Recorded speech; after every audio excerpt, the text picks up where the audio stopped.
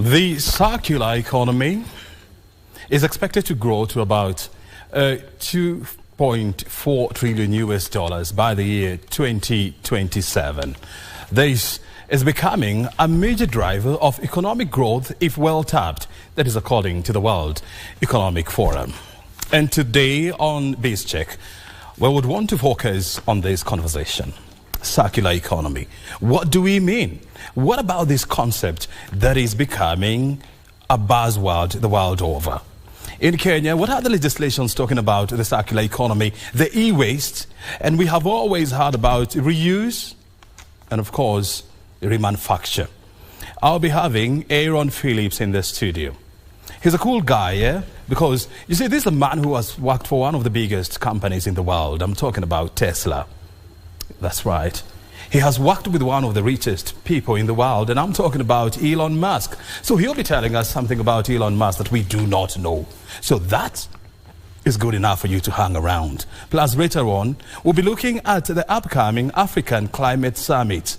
That's right. It's happening here in Nairobi with more than 13,000 delegates converging where? Here in Nairobi. And the conversation in the next, in the 3 days will be around climate change and the role of Africa. Remember, sometimes in December, the Conference of Parties, or what we like to call the COP, is happening. This is the 28th, it's going to be the 28th version of the COP meetings. And so the world is converging in Dubai.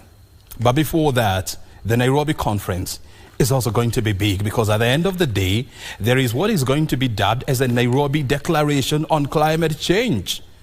And my guest will also be here, and we'll be having a good conversation.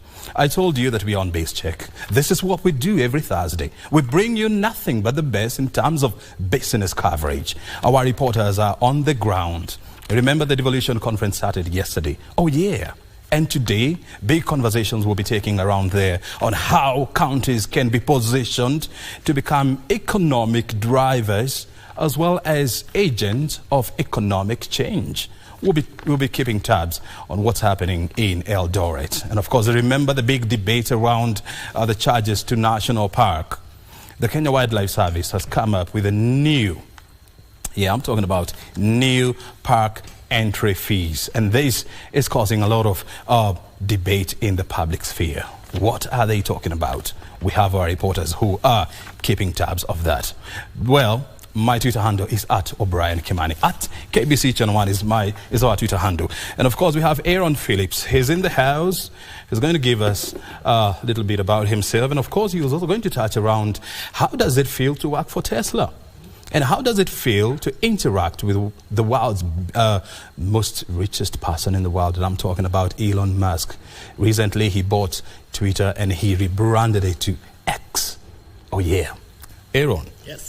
It's nice to have you. Thank you. Appreciate it. You were telling me that you just landed in Nairobi last evening. Last night. Yeah. It's your first time to be in Africa. First time. How does it feel to be back home? I'm sorry.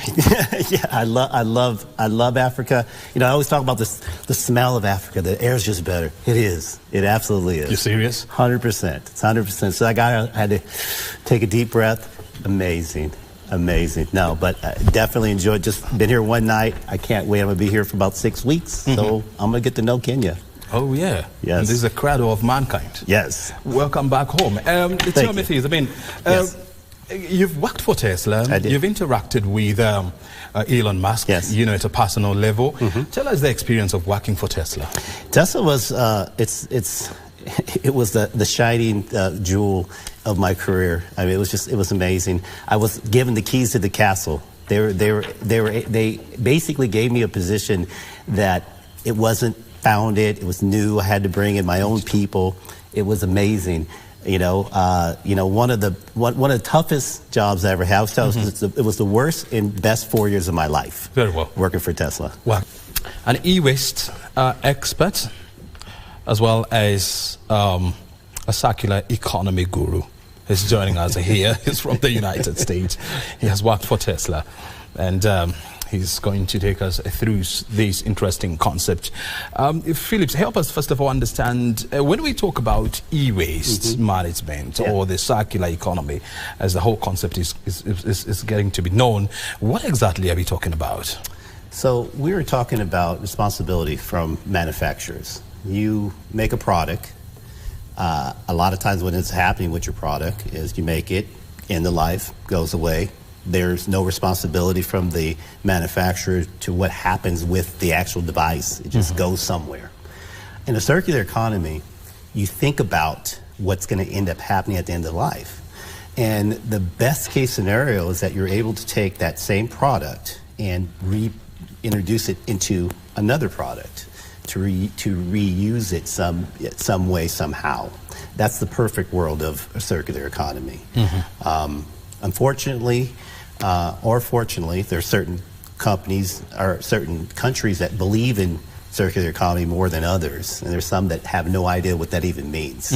You know, and I think that our job as environmental people, sustainability people, is to get that education, understand, and get the companies to understand that it's very important, you know, to want to have a circular economy, you know, especially for your product.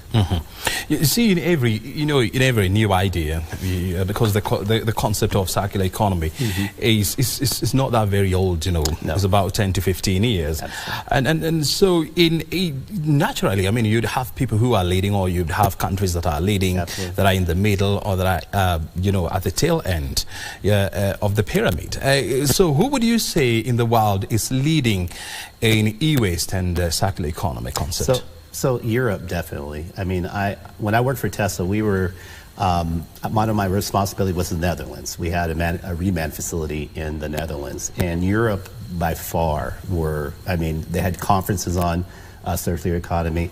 Unfortunately, in the United States, it's not a priority. It's not a priority. Now, we have regulations on e-waste. There's e-waste regulations on how you have to manage your e-waste, but there's not a focus on circular economy. That was one of the things that when I was at Tesla, I was like, you know, I had an individual that was an expert on circular economy. We really didn't get very far because, again, there isn't a movement, I guess you could say, around circular economy. So Europe, without a doubt, they believe it. In Germany, you know, like I said, the Netherlands, they have mandates for cars, for instance, when manufacturers, they have to be able to dispose of the battery properly. There's certain engines and whatnot, components of cars that they say has to be put back into, so it just can't go somewhere, can't go landfill, can't just throw it out. You know, there's a lot of regulations, but Europe, without a doubt, they're far ahead. They're far ahead. Far ahead of the game. Where is Africa?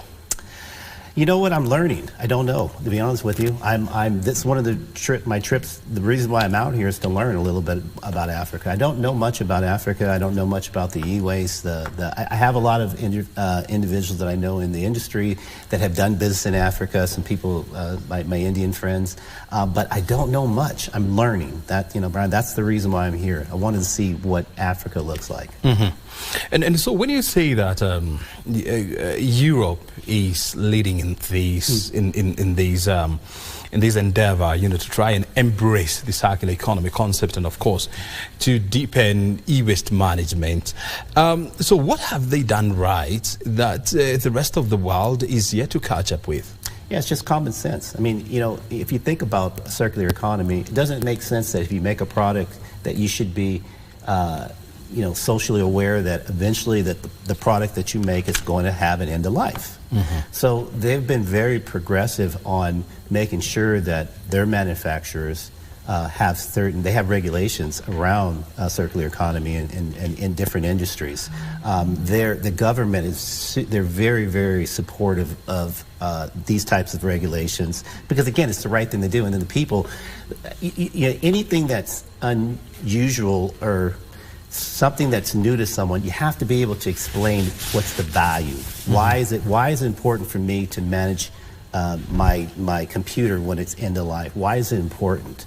Explain the issues of if you landfill a computer, the toxic chemicals that get released from the actual computer will be harmful to the environment, your water, the water, the wildlife. So I think they've done a really good job in selling their people how important this is. So it's a lot easier to put a regulation out or say, hey, you have to play by these rules when you have the people say, yeah, this is what we want. And so if that is what Europe is doing, then the rest of the world, what then lessons can we pick from Europe, and then we domesticate these lessons and we rework them to suit our needs? Yeah. I think the lesson is that it's the right thing to do when it's all said and done. I fall back to my time at Tesla, and I would tell my team, when you get stuck, it's the right thing to do. What we're doing is the right thing to do. And I can't be any more clear. Anytime that if I'm coming to Africa, one of the things, or I'm in Africa now, one of the things I'm going to do is make sure that I talk to the leaders. So like what this gentleman was saying, in the conference over here, it's about, you can have all these metrics, you can have all this great, amazing data, but what does it mean to that one guy that's, as he said, they were knocking the polls down or whatever? What does that mean to him? How does that affect his life? Those numbers, because they're just numbers to him. You have to go to that individual and say, hey, look, this is how it's going to help you, your generation, and a generation down the line. This isn't all about right now, because right now, we're in the infant stages of, again, as you say, circular economy, sustainability, all that. So how is that going to help me, my generation, the next generation, the generation after that? That's what it is. Because I can sit up here and dazzle you with all these great numbers and, this sustainability, this and that. But how does that affect me? How does it affect you? How does it affect your children, their children? How does it affect them? That's where you have to change that mindset. Because I can, like I said, I can write all these regulations, say you got to do this. But if I believe it, you believe it, your viewers believe it, it's going to change. Things will happen. And what lessons did you learn, during your time at Tesla on the circular economy and e-waste management that you believe can be embraced here in Africa and help in driving or deepening e-waste management? I think at Tesla, so I worked at Tesla from 2013, 2017. We weren't proven. There was calls that I would make, and people never even heard of Tesla. I'm sure you never heard of Tesla in 2013. Most people didn't hear of Tesla. What was instilled in my head was we're changing the world. The things that we're doing is we're changing the world. We're changing an industry, an industry where automotive is driven by petrol, oil. We're changing that. We're changing the way that the environment, is affected by the things that we're doing. The lesson that I learned was it's important to understand the effects that it has on a generation. Elon, I many times would say that he's not worried about. Like right now. Right now, he spent a lot of money to build infrastructure and everything. He was focused on the next generation.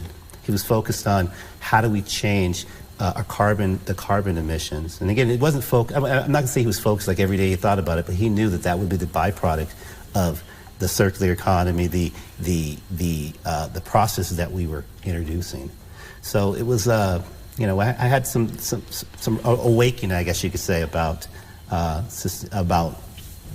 circular economy and e-waste and whatnot. I definitely saw a different light working there. Very well. So we're in the company of Aaron Phillips. He's an e-waste management and sustainable green energy expert. He has worked for Tesla among many other companies. He's in Kenya, and he's helping us navigate this interesting concept of a circular economy and what Africa can learn, and more specifically Kenya, from the rest of the world. Phillips, you talked about your stint in Netherlands. And Netherlands is always getting awards for one of the most green economies in the world, and the world has a lot to learn from how they are doing things. Are there lessons that you picked up there which you feel can help Africa and specifically Kenya, in e-waste management, green energy, as well as circular economy? Right. Yeah. So they're very progressive on making sure that they hold the industries, to task. And it's built in their culture, though. So it's more of a culture thing. I think a lot of times when we want to make changes, we want to make it think about it as being a cultural change. When the people in the Netherlands grow up, they know that they dispose of their food waste in a certain container, and it goes to a place that they compost it. Same thing with the recycling. Same thing with their actual trash. They understand what real trash is. So they're very, very, very progressive. Most of the countries, and again, a lot of the countries in Europe, I mean, they ban landfill. So they don't landfill anything. It goes to waste energy, or again, they're mandated. They mandate the people, and this is what the people want. This people wait a minute. You're trying to say that they don't have landfills in Netherlands? A lot. Everything is sorted. So I wouldn't say they don't have any landfills, but in many European countries, they have none. They don't have any landfills.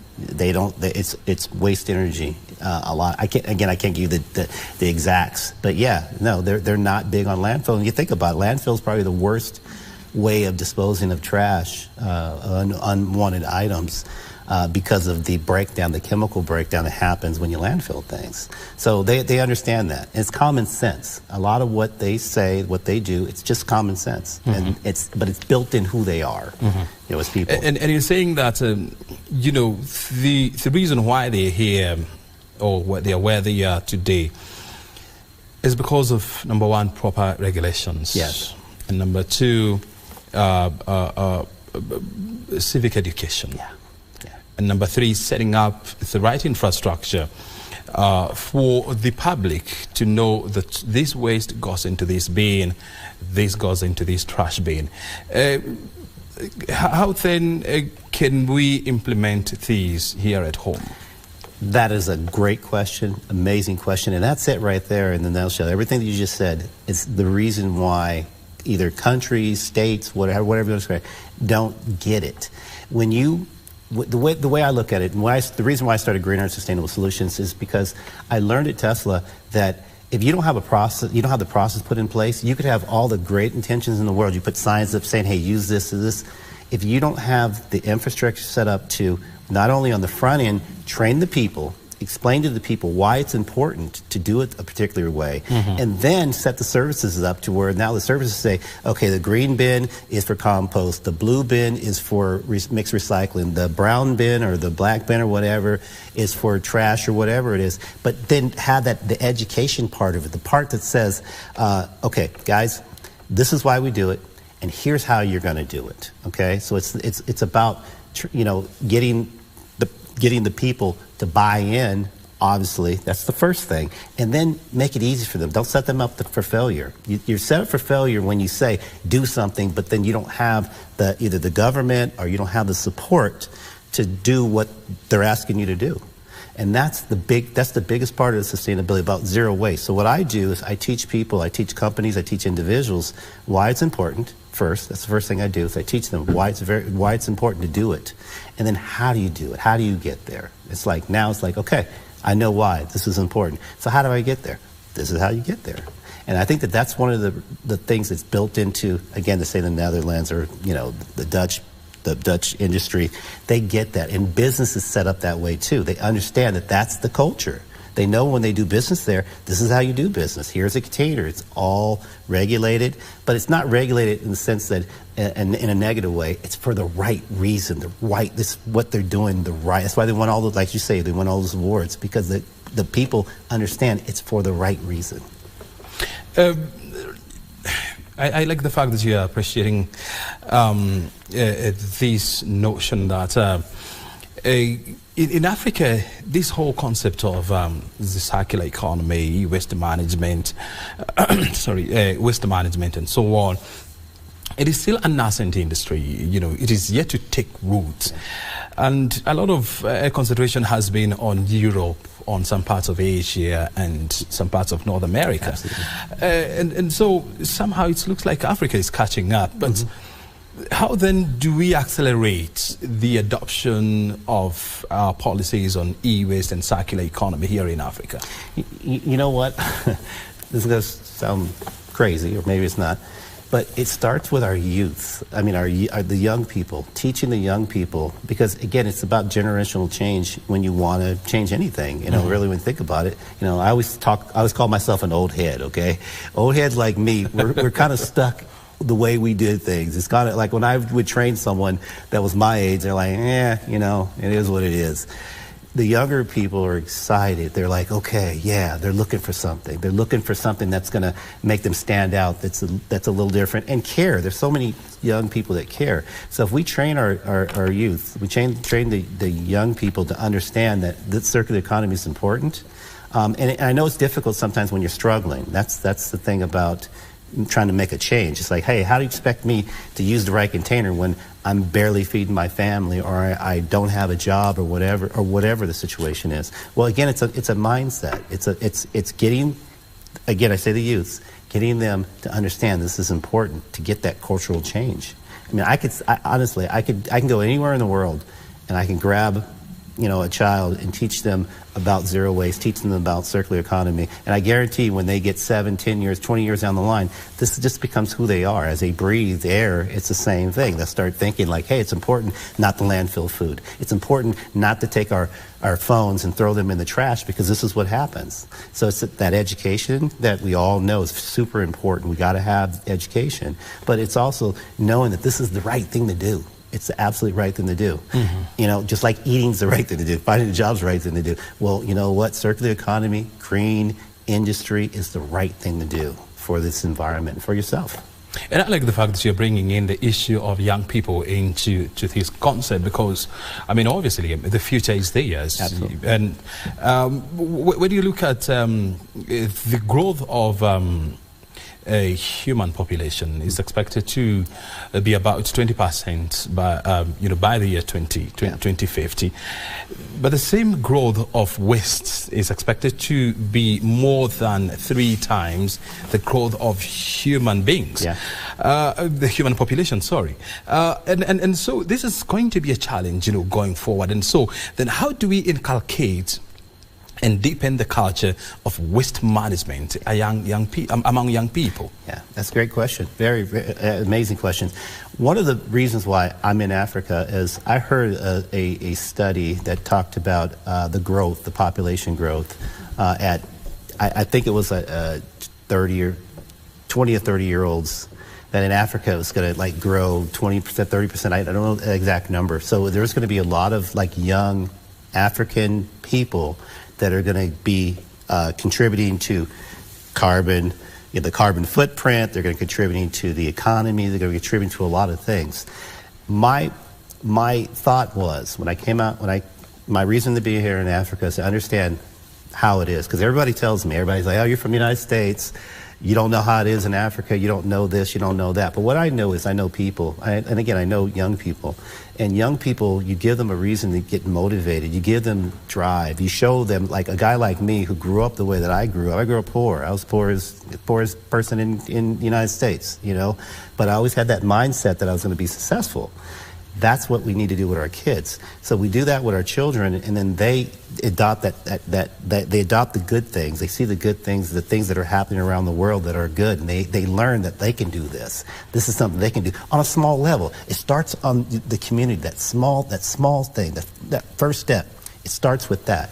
Not big, come in with these huge plans. No, it's this little bit. We're going to start a little recycling group in our community. So we're going to start recycling all the aluminum cans. We're going to take food waste. We're going to make compost in our community. And then we grow that bigger. Maybe we start an industry. Again, I'm hoping to want to find out what the industries look like here in Kenya and see if there's some way that I can help. Because again, we're in the United States. I mean, we have everything. We know all the equipment, the processes, we have the contacts, we have everything. And for me to be able to take some of that knowledge that I have, and then especially work with these children and adults, older adults, anybody that really cares, that wants to be part of the movement, hey, that's why I'm here.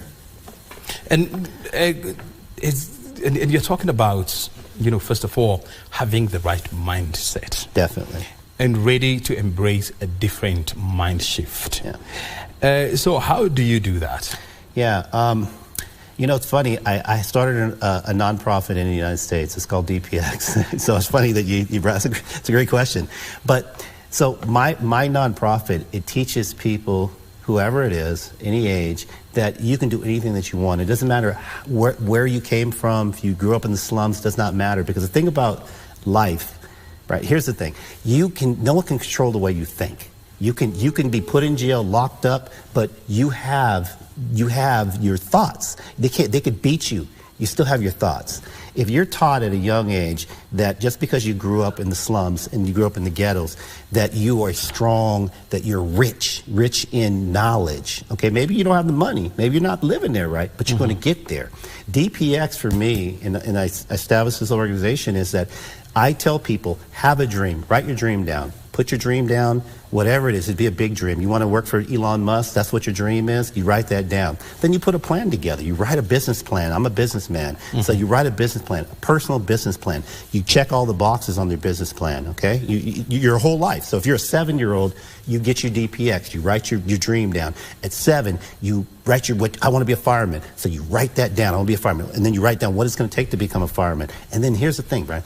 You have to think about it every day. That's the key to changing the way people think about anything, or change the way they think about stuff. You have to think about what your dream, what your goals are every day. You can't wake up just because you're getting bullied, say, and I'm getting bullied, so now I'm going to forget my dream. No, I used to get bullied all the time, but in my mind, I knew I was going to be successful. I didn't care. I knew these bullies were going to come work for me one day. I knew that. I knew that one day that they would work for me. So as a kid, growing up, having that mindset that you're going to be successful, you have that dream, you can interpret that, you can bring that in any industry that you have. I used to teach my managers DPX, concept of DPX. Write the dream down, put a plan together, that's the P, and then when it's all said and done, when you got it all done, you execute it. So the E, it's a play on execute. We put the X in there, DPX. That's it. Whoa. And you move it on. And I'm telling you, it's powerful. I have so many examples, even in my life, where my DPX got me to Tesla. It got me to the Department of Energy, working for the Department of Energy, for one of the largest metal recycling companies in the United States. I became CEO of the company, did some major things. But it was always this right here, right? Always this. It was always the mindset that I had. The mindset. The mindset. And the mind shift. Absolutely. The mind shift. That's better. The mind shift. Get you from thinking, just because you grow up poor doesn't mean that you have to be poor. It doesn't matter if you don't need all the Instagram and all the stuff that you see on TV. People, that flossing and everything. You see all this stuff. You want to go out and make the money and do all this stuff. That's nonsense. That's all bull. That's just don't say that on TV. Okay, I'm sorry. It's nonsense. That's how I am, bro. I'm sorry, man. I'm straight. I'm straight like that. I understand you come from a different cultural background. Absolutely. So I apologize. Here in Africa, we don't curse. Say no more. Say no more. I got you. I'm learning. Let's now shift, our focus now to green energy. Yes. And I'm sure you know these that you are in Kenya and you're in a country that is planning to shift all its power generation to green sources.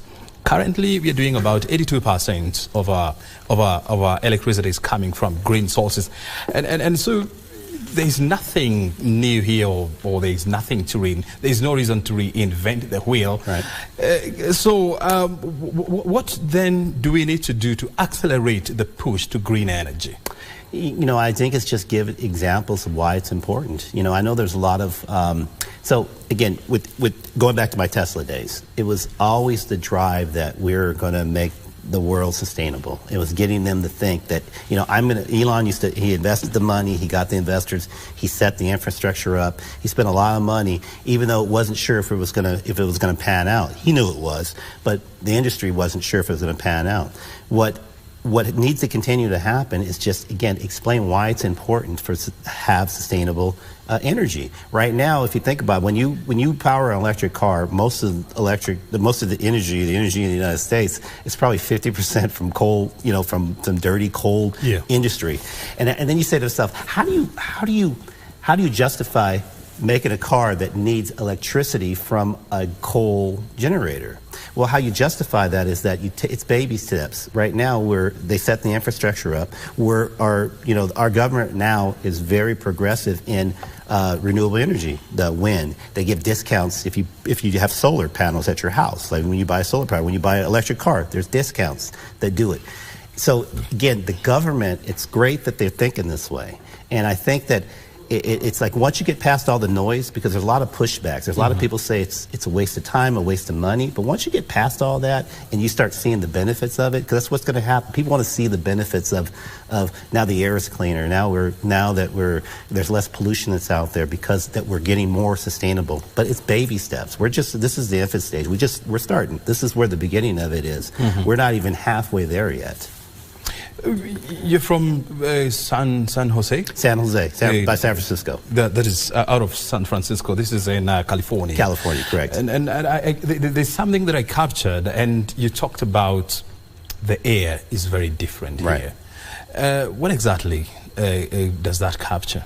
So I think because it's so populated in many cities in California, say, at one time, LA was one of the most dirtiest, polluted, cities in the world because of the air emissions. So it actually is, even in the United States. Yeah, absolutely.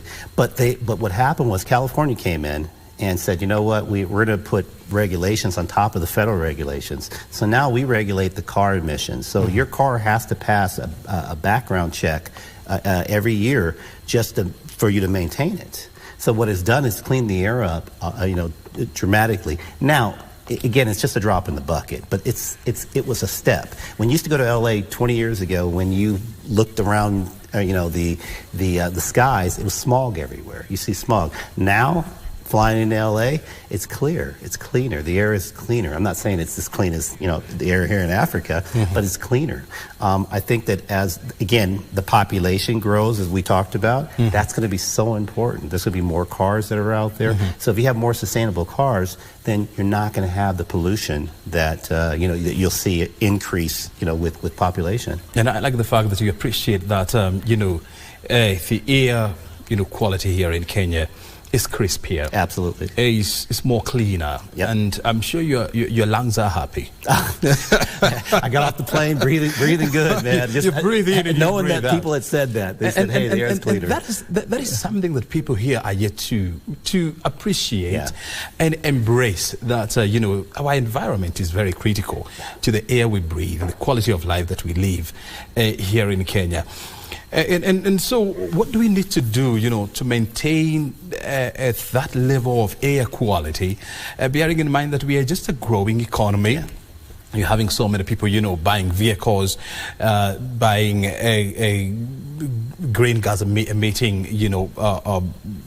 gadgets. And what then do we need to do to ensure that we retain and maintain our air quality as it is now, if not better? Yeah, so I like to use examples like one of my responsibilities was China. So I went to China and worked, Shanghai, Beijing, Shenzhen. I was in China. And one of the it was like an unspoken rule, but when you flew into Shanghai, you literally took you a day because of the pollution to feel better. Your lungs just have to get used to how dirty things were. I remember one time I got really sick. One day I was there, I almost missed a meeting. So, if you witnessed this, and felt this and understand that, when a population grows like China's population grew, dramatically in 20, 25 years, that easily can happen anywhere in the world. So yeah, so maybe Kenya isn't as populated as, say China or the United States, but as that, think about all the garbage and the trash and everything that's being generated by an individual. Now, when we multiply that by 20, 30%, that's something that we have to plan for, and that's very, very important. How we get there, again, it's education. It's understanding this is the right thing to do, guys. This is what we need to do. But it's also the government giving you the resources, giving the not just so much the regulation, more the support that says, hey, this is what we have to do to take our country to that next level. Very good. He's very competent on matters sustainable energy, as well as circular economy. We're almost coming to the conclusion to the tail end of this conversation. But Aaron, before I allow you to leave, and so when you look and when you scan the horizon, where do you see the circular economy and the e-waste and the green and sustainable energy? Yeah, I see opportunities. Just like in the United States, there's one of the fastest growing sectors is green technology. The government is really pushing it.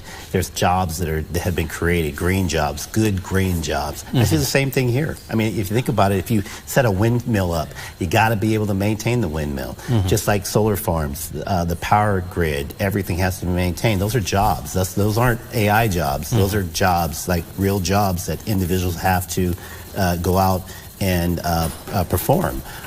So I see green initiatives here in Africa as an opportunity. I mean, there's guys like myself that understand the value of, say, e-waste or managing e-waste properly. There's value there. There's values in the chips. You can reuse the chips. You can melt down the components and pull out all the precious metals that are out there, and do it in a sustainable manner, not just light it on fire, burn it, and pull it out, and you're polluting all this pollution, but do it in a sustainable way. I think the sky's the limit in Kenya. Again, it's just changing the mindset, getting the information out to the people to make sure they understand why it's important to have the towers or the communication or what they're doing, or building the infrastructure around that. And you're telling me that you are here on two missions. Yeah. Number one, to listen. Yeah. And listen to the voices on the ground. And number two, to learn lessons, and of course, ensure that the lessons that you have also learned in the past, you're going to leave them with the local communities. How do you plan to do that? So my company, Green Earth, I'm going to build an office here, put an office here in Kenya. I'm going to work with the community leaders. I'm going to reach out to them on this mission. I'm going to be reaching out to people who think like me, that think green, and hear some of the challenges and understand what the industry is at. I'm not looking here to start a business and take over anything. My service, or what we do, is we work with other companies, other recyclers, other people that are in our industry. We work with them, we team up with them, we partner with them. I want to come in here and just help build. It's not this profit that I'm looking for. Honestly, it's more just to say, what can we do? We're very successful in the United States. Our company's it's growing. I have some great people. Now, for me personally, this is a personal challenge. This is my DPX. This is the thing that I dream, that I'm planning for, that I'm going to execute. Okay, well, this has nothing to do with financial gain or anything like that. I think that the more that I can bring my expertise, the 40 years that I've been in the environmental industries, I've done this, since basically high school, and bring that here, bring it to Africa, that to me is worth more than any kind of money that I could get paid for anything. So that's what I plan on doing. And your entry point to Africa is going to be through Green Earth? Through Green Earth and through DPX and through my dyslexia, group that I work with. I'm the international ambassador for dyslexia. Very well. Yeah. So good. Yeah.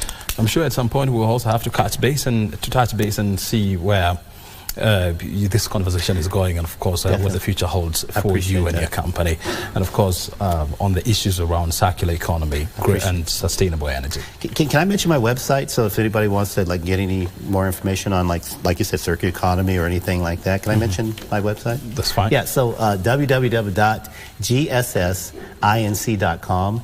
That's my that's our website. So if you go to that, check us out. I have some ambassadors from the United States. I had some ambassadors from Kenya, Tanzania, and Nigeria that I've sponsored that have some amazing stories, some things that.